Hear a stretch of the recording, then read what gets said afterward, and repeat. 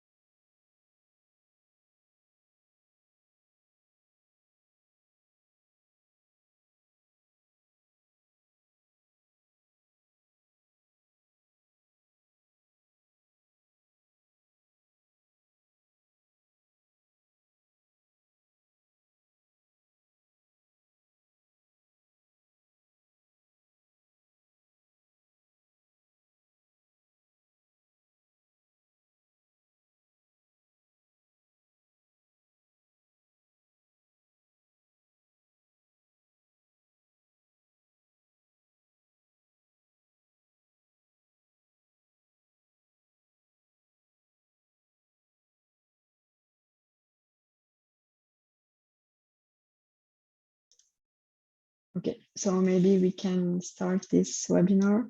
Welcome to everyone. So thanks for joining this webinar.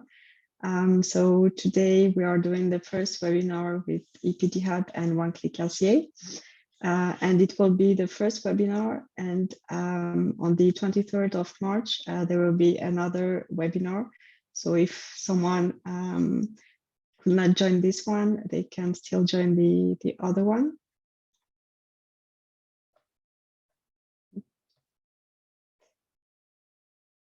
So I will first introduce myself, and after I will let Graham introduce himself.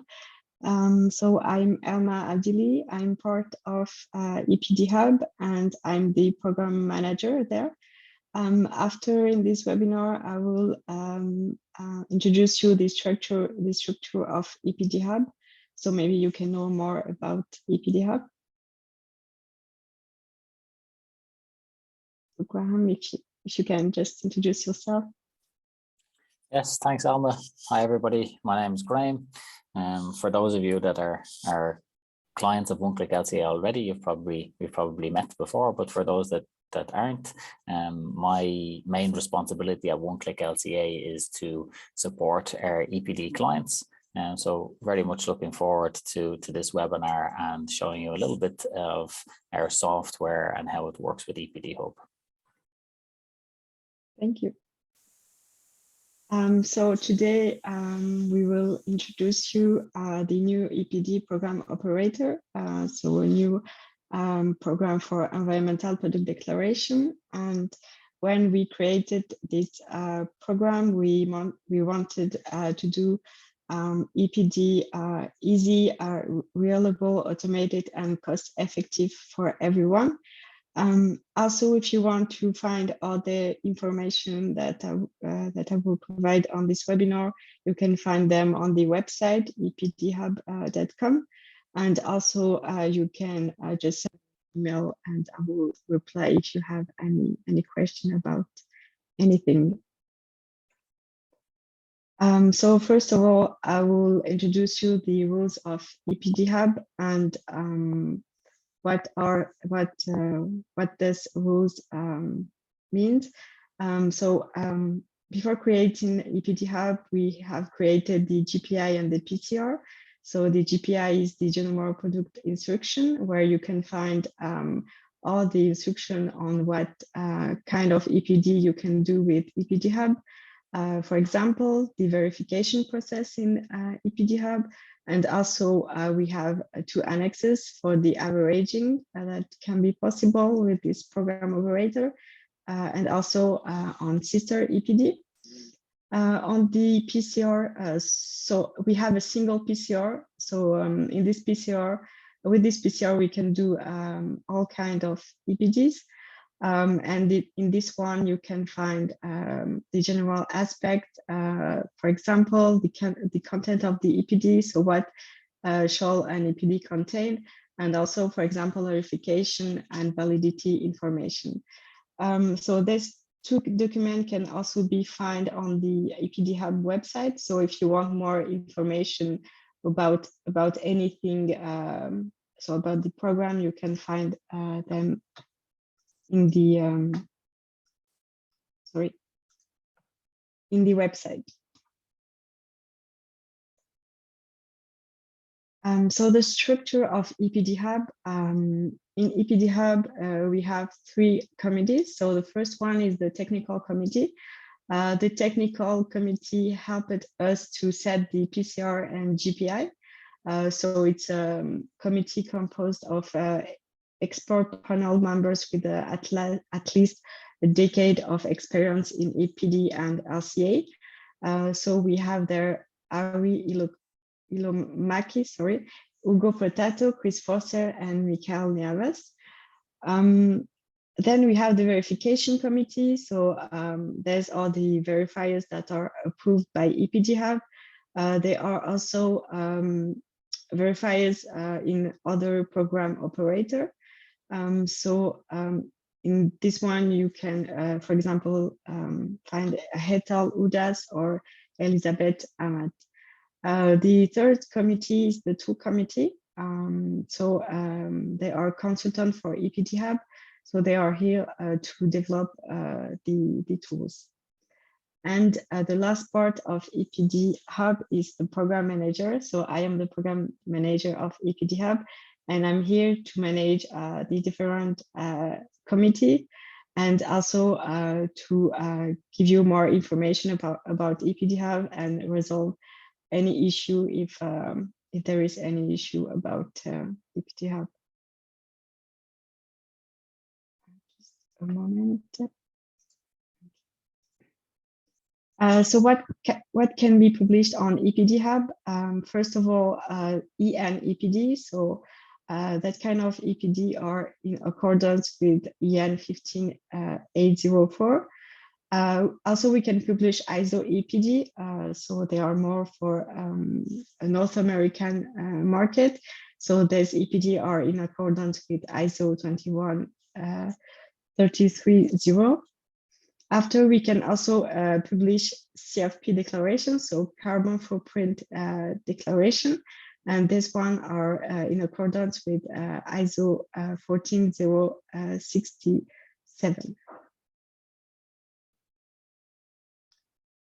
So just to give you a view of what kind of EPD we can publish with EPD Hub. So as I said, EN EPD, ISO EPD, and CFP declaration. And so you can do cradle to gate, cradle to gate with option and end of life. And here you have also the recommended market for each kind of EPD.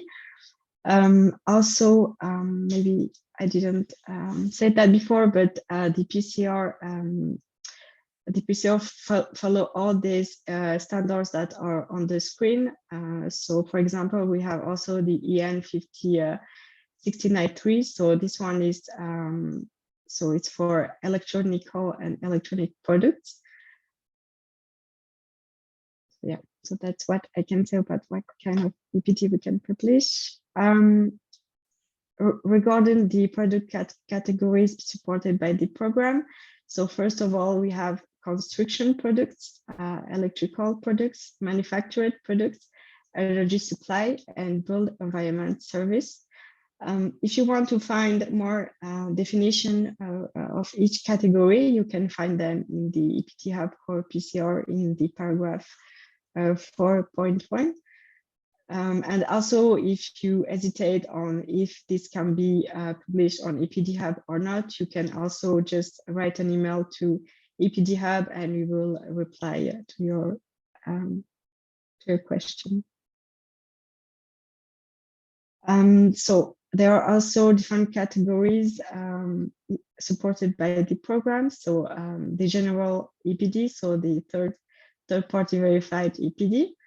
The sister EPD, so there's a variant of an existing published EPD. So the published EPD is the parent EPD. And I will also give more details about sister EPD later. After we have the project EPD, so these are created for a specific contract or project. the private EPD. So if you want to, for example, just create an EPD and verify this EPD, but you don't want to publish them on the website, it's also possible. Then we have the design phase EPD. So this one is created for a new product before the 12 months data is available.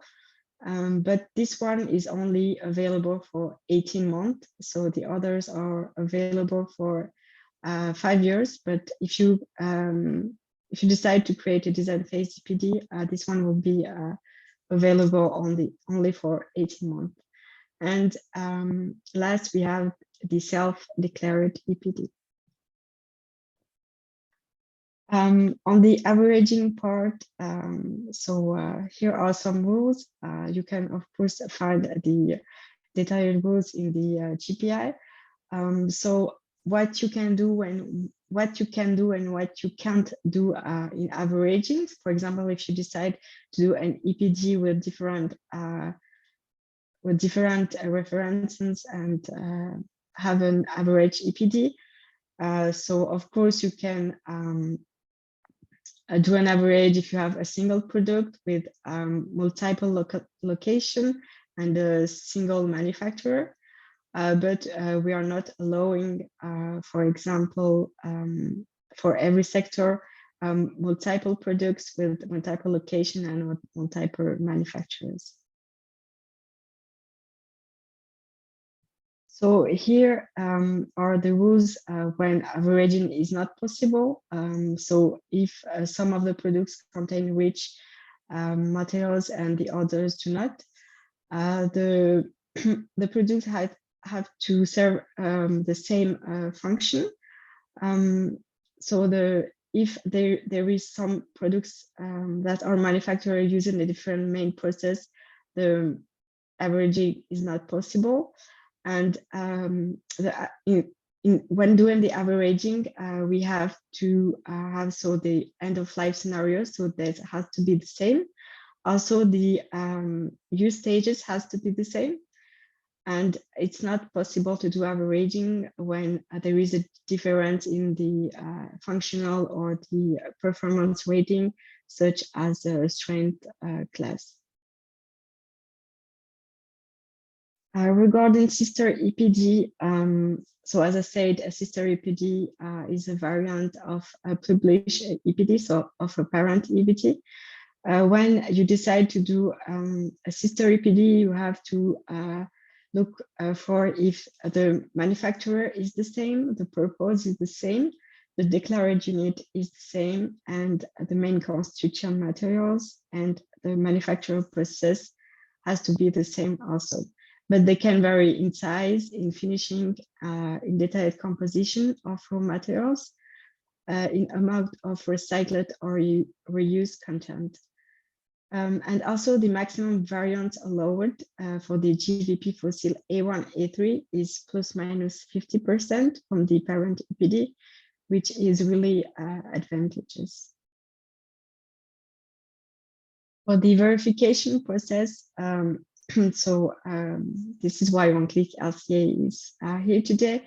If you want to publish with EPD Hub, your tool, so when you do the LCA, has to be verified by EPD Hub. So you can't publish on EPD Hub if the tool is not pre-verified by the program. So for the moment, we only have One Click LCA as a pre-verified program. But of course, in the future, we are trying to have other tools. After the pre-verification of the tool, so you have to do the LCA with this tool. After this, you have to submit the EPD to EPD Hub. So as you see, there is no background report as for the other program operator. Because the background report is fully automated, and if the verifiers of EPD Hub need more information about what is in the LCA and the EPD, we will ask such question in the verification process, and also we can have So someone raised their hand, but maybe the question, we can do the question at the end. Graham, what do you think?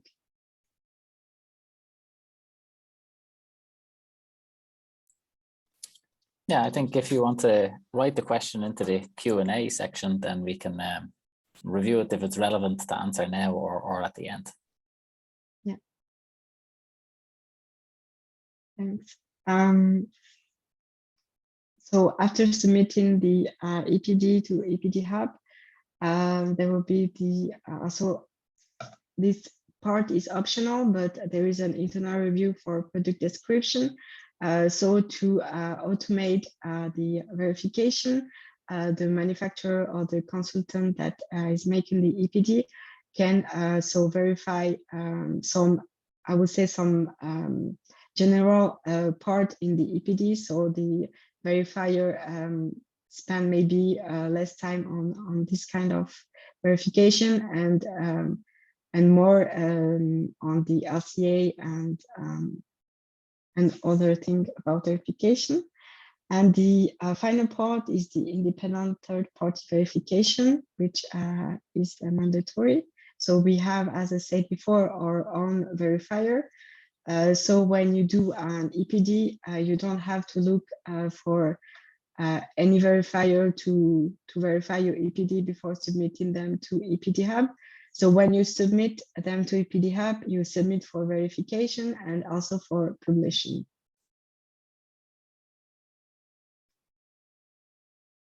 So how One Click LCA pre-verified EPD tool can use for EPD Hub. So Graham will introduce you to this part. Okay, thanks, Elma. So I will try to take over the sharing. So just bear with me 1 second. So if you stop sharing, Elma, then hopefully I'll be able to share. So let's try that.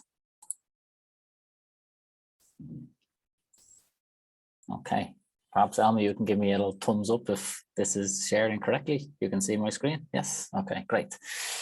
Yeah, so how One Click LCA can be used with EPD Hub is, as Elma already mentioned, we have this pre-verification of the tool complete. And essentially what we support is automation through our tool with publishing EPDs with EPD Hub.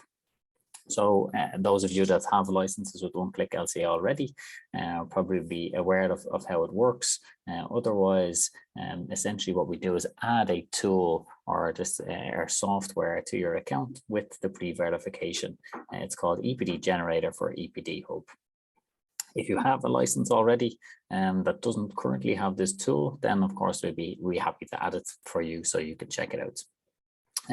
The key benefit here is that we provide end-to-end automation, so that you have a single point of contact, and that's us, and we will help you with developing the EPD through onboarding training and to submitting that EPD and getting it verified and published. So essentially, you don't have to deal directly with program operators, directly with verifiers, and you just use the software, and we'll be able to help with the service of actually publishing and verifying the EPD, which ultimately all goes towards the end goal of creating EPDs that save you time, money, and very importantly, your nerves as well. What I will do for the most part of this sort of particular section of the webinar is to actually go through a demonstration of the software. So I will log into the software and show you exactly what the input queries and questions are, so you can see what this simplified process looks like for EPD Hub. So hopefully I can drag my screen across and it'll still be sharing and everything is all good. Elma, you can see the software? Yes, okay. If anybody wants me to zoom in or anything like that, please let me know. I'll just check in the chat. Will the recording be distributed after the webinar? Yes, I believe the recording will be distributed afterwards. So probably tomorrow it will be sent out to anybody who registered for the webinar. So yeah, I've set up this project called EPD Hub Webinar Demo, and I have one design, one LCA model in my project called Hollow Core Slab Product Template, which has a declared unit of 1 meter squared. So this screen probably looks quite familiar to some of you. And what I'll do is go through each of the what we call queries in the software, the data inputs, what you need to add into product description, declared unit. Then we have the different modules for the life cycle assessment, and then finally EPD description and EPD generation. So starting with product description then, this is the basic information that you need to enter in about the manufacturer. So who actually makes this product that's under study. Then some information about the product itself. So in this example, we've just got a hollow core slab. And if there are additional information about the product, brand names or reference numbers, things like this, you can add them here, as well as the place of production and the year of study. Very important information there. And then we have one box for product description. So here you can describe a bit about what the product is, what it's used for, if it adheres to any particular standards or technical specs, and things like this. You can also provide a link to the product page on your website as well. And then we have this product raw material composition table. So this is a little bit more, I would say, simple than what's required in other program operators. So we only need to give the mass of materials as percentage in these 4 different categories. So we're not required to list all the detailed material composition of the product. If required, then we declare any biogenic carbon content in the product or in its packaging. And if any substances of very high concern, above 1,000 parts per million, are in this product, then they're shown here. So this page is a little bit more simplified for EPD Hub. Declared unit, pretty straightforward. What is the declared unit and what is its mass of declared unit? These are mandatory inputs, and functional unit and reference service life. They're only required if you study the use phase. Then going to materials A1 to A3. So here we have our, let's say, the start of where we actually do the LCA work to generate our results. So we're inputting our raw materials, the quantities associated with them, the transportation distances and methods and so on. So with this example for hollow core slab, we have our rebar, and then we have the ingredients or the recipe to make our concrete. So sand, gravel, cement, tap water, admixture, and the secondary material or fly ash here. In the software, these data points come from EcoInvent, which is the generic database that we use. So you can see here product raw materials from EcoInvent, but you can also use EPD data as well. So One Click LCA library has a, I don't know what the official count is, but probably somewhere like 100,000 EPDs from all over the world in there. And you can search for them and use them in your own EPD creation as well. You have a separate section for ancillary and packaging materials, if any is relative, for this particular product, and additional transport if needed. So that's our inputs for A1 to A3. And the next section then, manufacturing A3. So the first part here is our energy use. So what kind of electricity, heating or fuel use do we have to manufacture this product? And for EPD Hub program, there are some rules in place for which data points are the ones that should be used when it comes to input of grid electricity and things like that. Of course, these are the kinds of things that we help with during onboarding training and so on as well. Also in A3, we have our manufacturing waste and wastewater. So any wastes that are actually generated during the production of this product, we enter in here. And if there are any direct emissions associated with manufacture, we should include them here in this section. Next, we'll go to construction. So in this section, we have A4 and A5, transportation to the building site. Usually it's just one line item. So the transportation of the packaged product to an average transportation distance, or if you have accurate data on transportation distance, then of course that would be best to include here. And then A5 installation. So any additional resources that are required to install this product into a building, including additional materials or energy, so fuels that are needed from machinery during installation. And then we have our installation waste. So what waste do we generate either from the product itself, or let's say the packaging that's being removed from the product, as we see here in the form of plastic packaging and wood pallets and so on. Next query we come to then is our use stage. So this, whether or not this is declared depends entirely on the product, and perhaps in part to the PCR or CPCRs if they're being followed.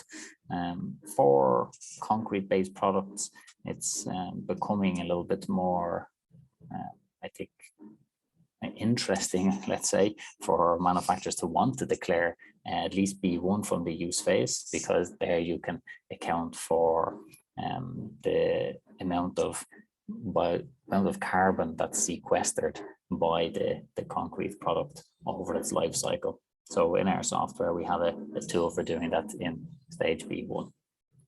And then, of course, B2 all the way down to B7 if they are relevant for your particular product under study.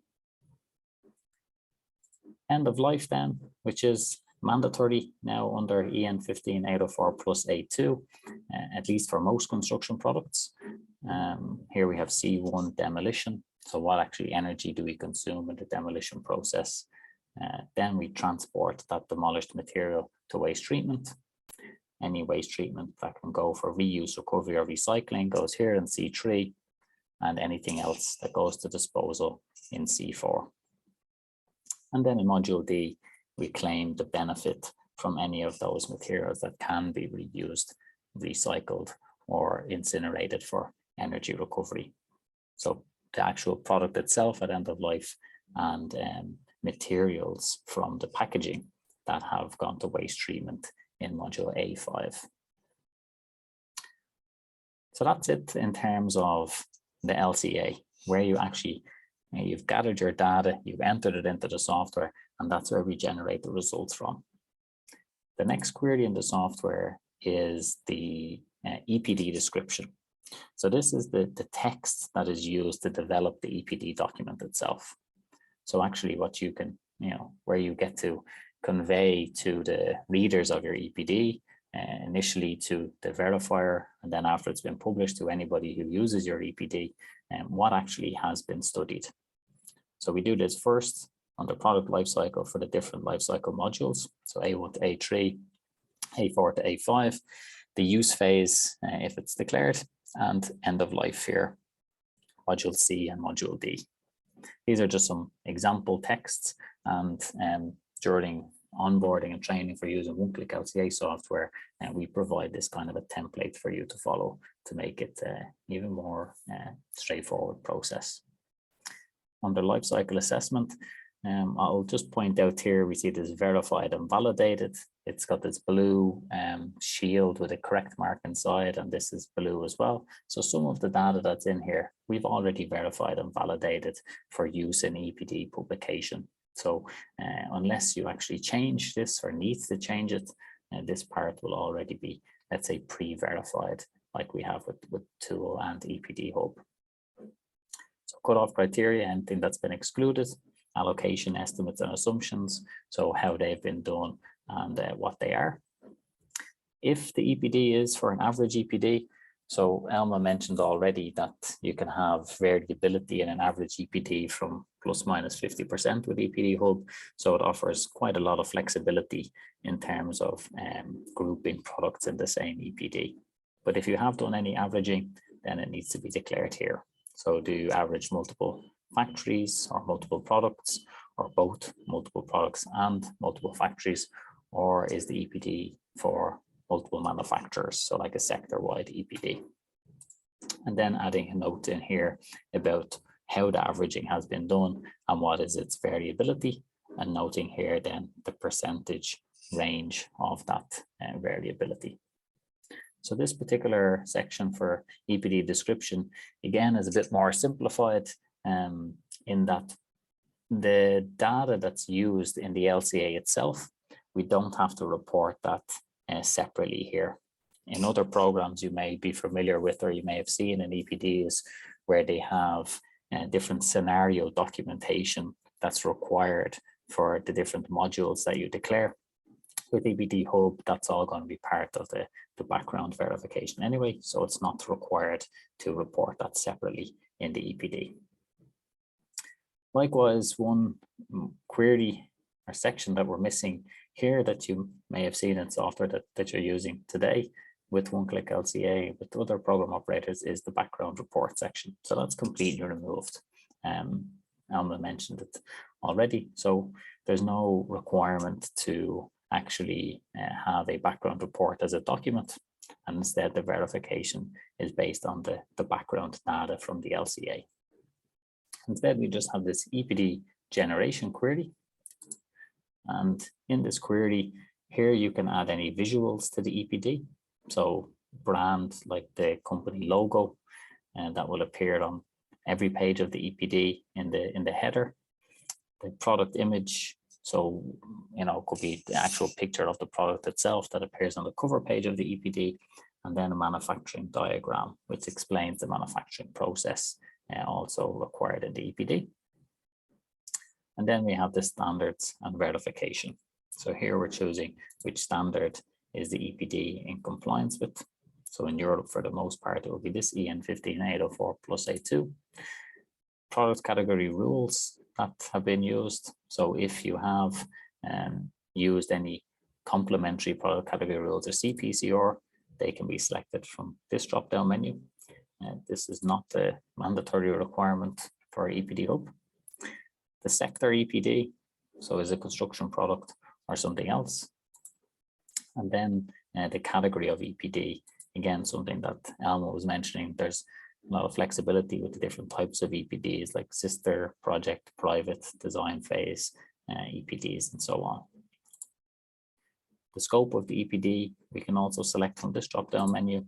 So we choose actually what scope are we declaring for this particular study.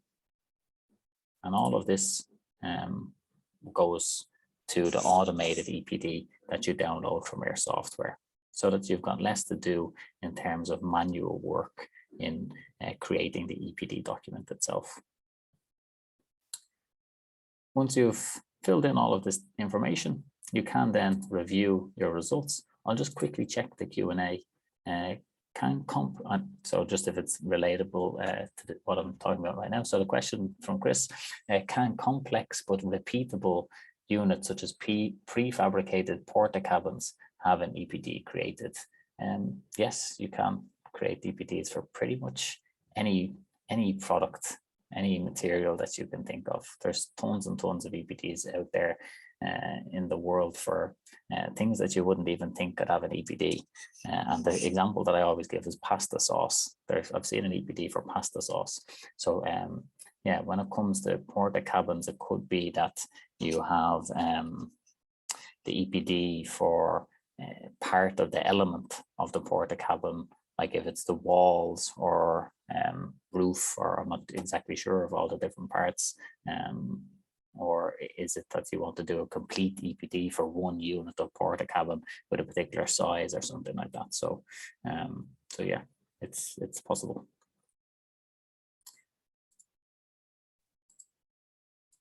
Going back to the software then, this is what the results page looks like. So we have our impact indicators in terms of tables. So it depends exactly on which indicators you're going to report on, but oftentimes we're looking at the EN 15804 plus A2, and so this is what their set of results looks like for that particular example design that I was showing. So we have our impact indicators across the top of the page, and which modules, lifecycle stages that we have the results for shown down here, the left-hand side. And we have that for plus A1 as well, if you're reporting on those impacts, as well as other mandatory tables that we need to report in the EPD. And there may be some other tables like this, optional tables. You don't have to actually report on those. And there may be some others like Tracy 2.1 if you want to report those impacts for the North American indicators. Mass balance is related to a feature in the software which lets us know whether or not our inputs and outputs are in balance. So in this circumstance, we can see that it's 1.002 E2, so it's at 100, a little bit over 100. So it's almost perfectly in balance, and a small imbalance is usually okay for verification, but they should be very close to each other at least. I'll double check Q&A again. So let me take that one a little bit at the end because there's two questions and I can see Elma is typing an answer. So I'll leave that with Elma for now. And I'll go to the most contributing materials. So here you can have up to 25 materials listed of the ones that contribute the highest amount of CO2 emissions in absolute value, and here we've got the percentage contribution as well. And then the graphs, we've got various different graphs with which you can visualize your results for any internal reporting, let's say, that you want to do. So by default, we've got this overview. It's set as global warming potential fossil, but you can't change it to any other impact categories here. And these charts clearly shows us that A1, our raw materials, is by far the biggest influencer of global warming potential fossil. And if I wanted to click this away, then I can view a little bit more detail about the other segments as well. So there's quite a lot of graphs in here. The license that I'm currently using is an expert license, so it has more detailed graphs, such as this Sankey diagram, which is quite nice visualization to take a look at the flows of the emissions. Tree maps as well, results by life cycle stage. If you click away some of these impact indicators, perhaps we don't need to review, or if we only want to look at, let's say, EN 15804 plus A1 impact indicators, then I would click away these particular ones and only view the ones that are necessary, that I want to actually take a good look at. So here I can get a very good idea of where are my emissions, in which particular impact categories, and which life cycle stages. Spidergram, so we've got more detailed graph here for spidergram, where we can see, if I hover over any of these or any of the sections here, exactly where the impacts are coming from. Stacked columns have quite good visualization too for materials as well. And there's also a classification, custom classification in the software if you want to see your results in a particular sort of segmented in a particular way. And you can review your data sources at the end, all of the data that you've used to create this LCA. So there's quite a bit of information that you can see on the results page, and that helps you with analyzing the life cycle assessment that you've done. I'll go back to the slides now, so I can actually show what an actual EPD looks like when you do all of this in the software and you generate it yourself. This is not a real EPD. It's not a real company either. This is just for just showing you what the output from the software looks like when you generate the EPD. So this is, let's say, our product image that's shown on the cover page of the EPD, and the necessary details about what the name of the product, who the company is, and the EPD number and its validity are shown here on the cover page. On the next page, then, we have the general information about the manufacturer, the standards that the EPD is in compliance with, some more information about the product itself, and a summary of the environmental data. So a quick snapshot for a reader of the EPD that they can see exactly, what is our declared unit, what is the global warming potential, and any secondary material inputs and outputs, and total energy and water use. So some key figures there. The next page, some information about the manufacturer themselves, a product description, which can have detail about, for example, here, product density, so technical specifications of the product. Our product raw material main composition table here, as we saw in the software, in this particular example, 100% metals. If there is any biogenic carbon content, it's declared here, and information about the declared and functional units here. Next, our lifecycle summary. So what actually is included in our system boundary, and under each of the headings for those different lifecycle stages, what has been studied. Our manufacturing process diagram, our system process. So here we can see what kind of sections did we include and exclude from the study, and we have an explanation about the manufacturing process. Lifecycle assessment then, those other sections we saw in the EPD description part about cutoff criteria, allocation estimates and assumptions, and averages and variability, if relevant, are given here on this page. And then we get to what we really came for, and that's the results of the EPD. So what are actually our emissions associated with this particular product? These are actually on two separate pages on the EPD itself, but just to show these tables together, plus A2 impacts the optional additional ones if they're going to be declared, and then use of natural resources, end of life waste, and end of life output flows. In addition to these tables, you might also include these sets of tables for EN 15804 plus A1, ISO 21930, and TRACY 2.1 impact indicators. In Europe, at least, we're recommending for the most part that you do also include the plus A1 impact indicators so that your EPD can be compared with older EPDs and used in building life cycle assessment tools that still use this standard.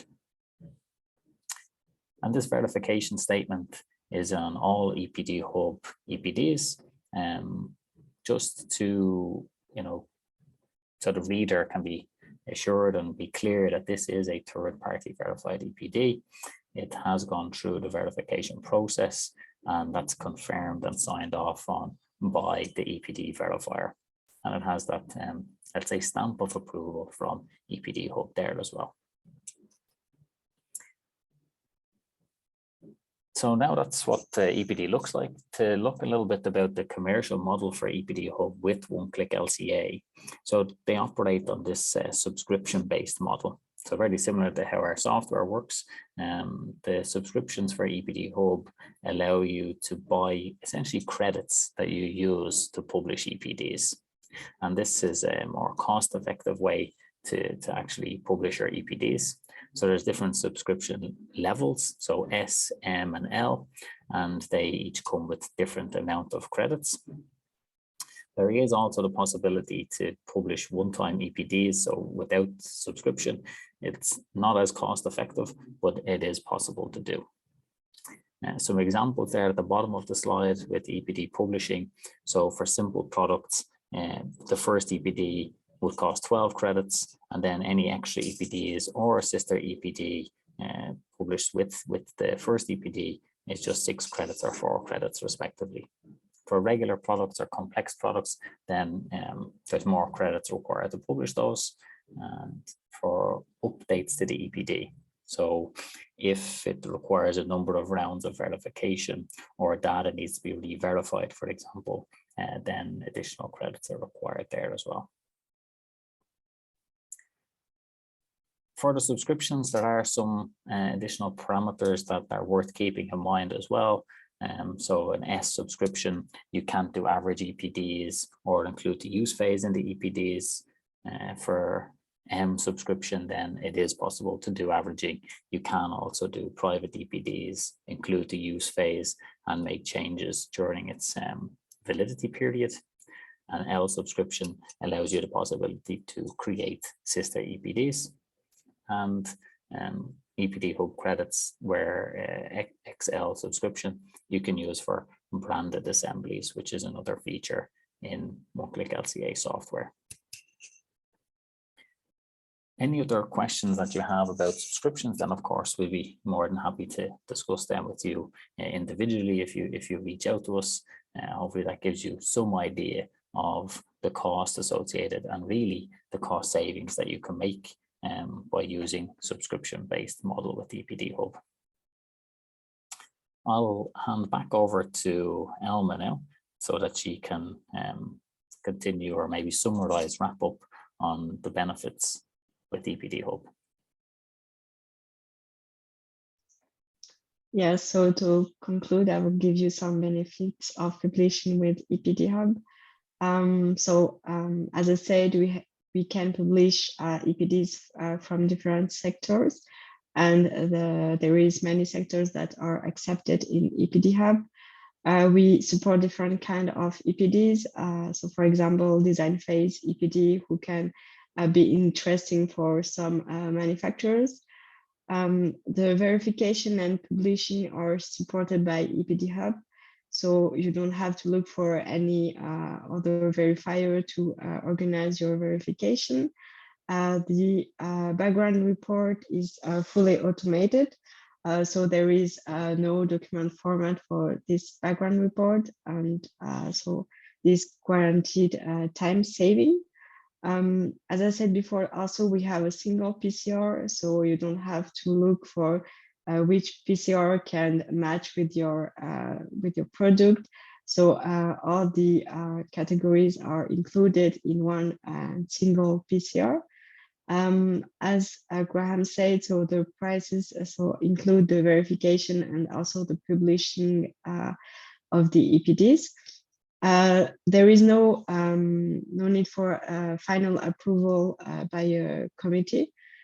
So when the verifiers verify the EPD, we are not going to make another committee to look if the EPD will be accepted or not. So the final approval will be done by the verifier.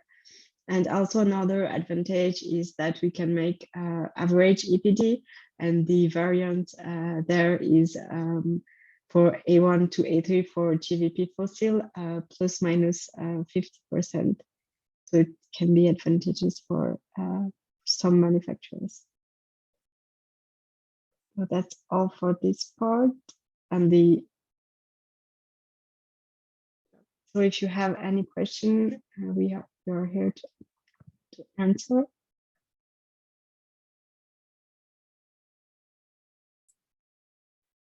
Now, I was just taking a quick look at the Q&A while Elmo was wrapping up there. The question again was asked about whether the recording would be distributed. So yes, it will be sent to the email address that you registered for the webinar with. And it may be tomorrow by the time that is actually sent. And there was another question that was in the chat as well that was asked about if EPD Hub was a program operator, and the answer is yes, indeed it is. So also if you have a question after the webinar, you can just send them to me. I don't know if I should write my email address here, or maybe they already have, maybe in the chat I think your email address may have been on one of the earlier slides. If I can jump back to that slide, let's see. Here. So yeah. Alma's email address is here if you need it. If you need more information about what kind of EPD can be published, or on the GPI or PCR, or to have more details on the rules, do not hesitate just to send me an email. I will reply.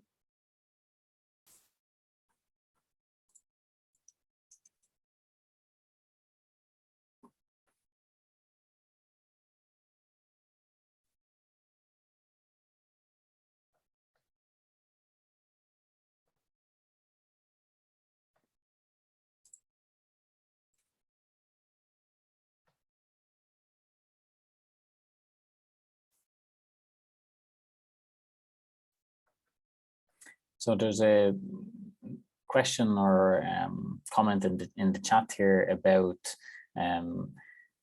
One Click LCA has relation with RTS and the EPD Hubs management and so on. So EPD Hubs isn't managed by One Click LCA, but it is a program operator that their software is pre-verified for use with, same as with RTS and with the international EPD system. So One Click LCA is the software, and that's pre-verified with 3 different program operators. So EPD Hub is the latest program operator that we've pre-verified the software with. But yeah, we still continue to work with and publish EPDs with RTS.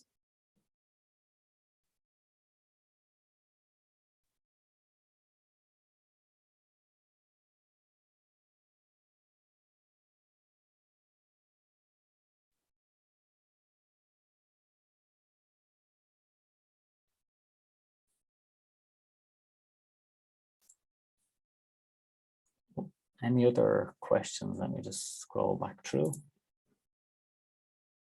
If there are any others, we still have a few more minutes.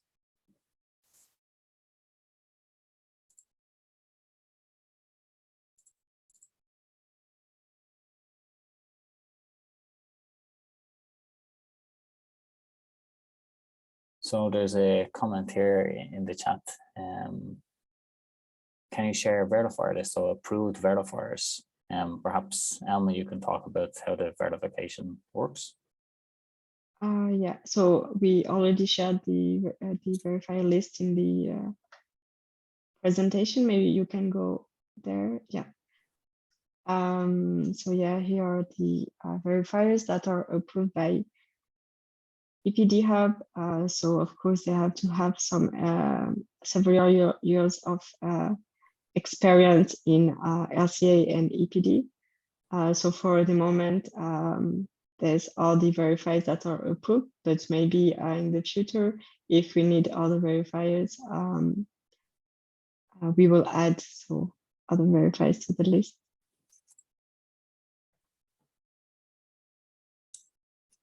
Okay, thanks, Alma.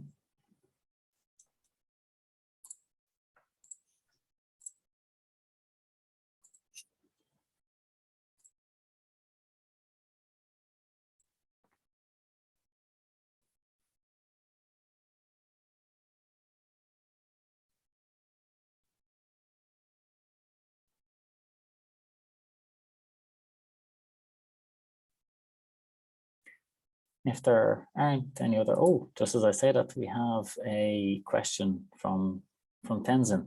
So can you please explain what does credit mean? So maybe I'll go back to the slide related to credits. So this one here. So yeah, essentially, like let's say with other program operators, you pay to publish an EPD at the time you want to do the publishing, at the time you submit the EPD. With EPD Hub, we have a subscription-based model here, which can help with cost savings. So essentially you buy credits in advance and you use those credits for your EPD publishing throughout the year. So for the example, with the EPD Hub S, it's 25 credits up to EPD Hub L, which is 100 credits. And you can use those credits in these kinds of ways. These are just examples that are down here at the bottom. But let's say you wanted to publish an EPD for a complex product, you would use 20 of your credits to do that. If you were then doing a second complex product EPD at the same time, it would be an additional 10 credits for that EPD. Or if you did one EPD and did 3 extra EPDs for similar products at the same time, then you would use 50 credits to publish all 4 of those EPDs. So you can meet more, let's say, economies of scale when you're publishing multiple EPDs across the course of a year. And then you can do one-time EPDs as well. It's a little bit, let's say, are less cost effective to do it in this way. So it's cost a little bit more credits to do EPDs when you just use this sort of one-time publishing. If you know you're going to publish multiple throughout the year, then these sort of subscription models where you buy, let's say, a pack of credits that you use ongoing, it can be more and more cost effective for you.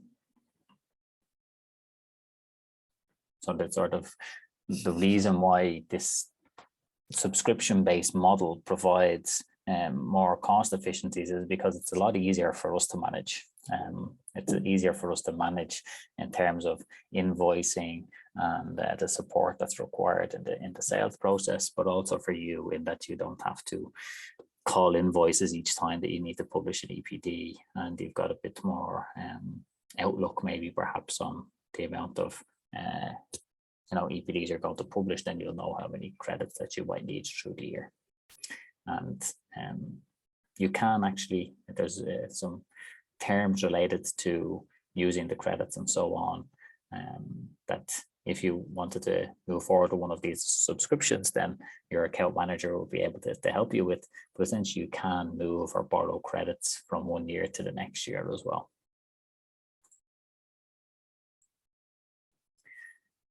So here's a really good question in the chat from Charlotte about, can you easily transfer what you have in One Click LCA platform for one program operator to the EPD Hub? And yes, you can.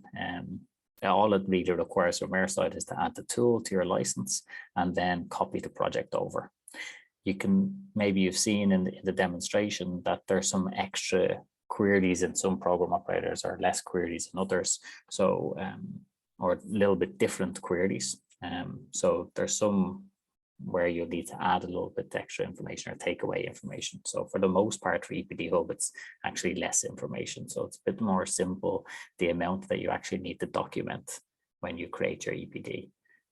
But yeah, the changeover process is very simple. You practically wouldn't actually notice the difference. Just the name of the tool is different.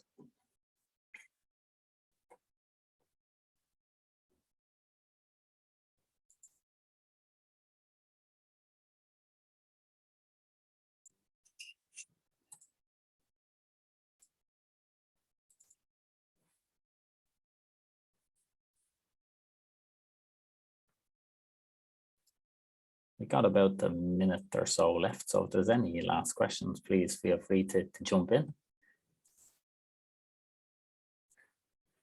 So another great question here about, have companies published EPD with EPD Hub as yet?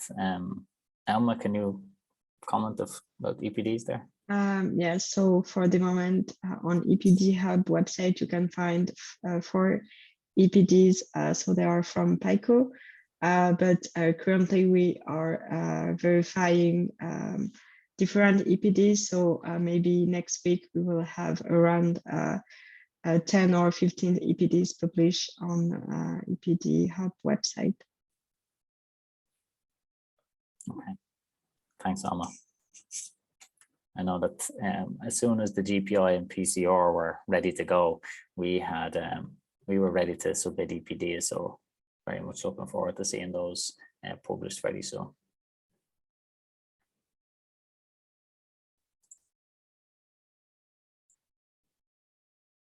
There's a question here from Irene about, are the EPD also in digital version?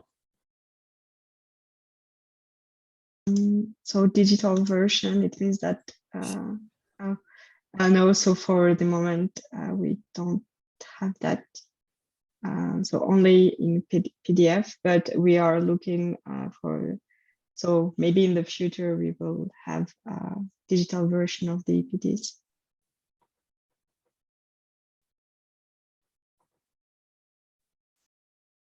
Thanks for that question, Irene.